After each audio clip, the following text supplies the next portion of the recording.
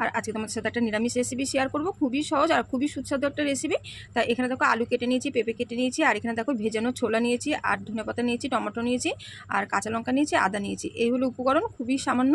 তারপর দেখো এখানে তেল বসিয়ে দিয়েছি, তেলটা গরম হবে।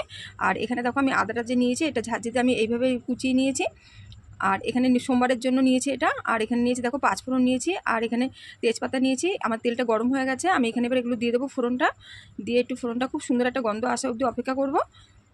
দেখো ঠিক এইভাবে ফোড়নটা হয়ে যাওয়ার পরে তারপরে যে সবজিগুলো আমি এখানে কেটে রেখেছিলাম সেই সবজিগুলো দিয়ে দেবো। এইভাবে এক এক করে সব সবজিগুলো দিয়ে দেবো। আর এই রেসিপিটা কিন্তু দুর্দান্ত লাগে, তোমরা রাত্রিবেলা রুটির সঙ্গে বা পরোটার সঙ্গে, লুচির সঙ্গে যার সাথেই খাও, বা সকালের টিফিনের সাথে রুটির সাথে খেতে পারো, বা অনেক সময় অনেকে মুড়ি দিয়ে তরকারি পছন্দ করে তারাও মুড়ি দিয়ে খেতে পারো। দুর্দান্ত খেতে লাগে এই রেসিপিটা খেতে।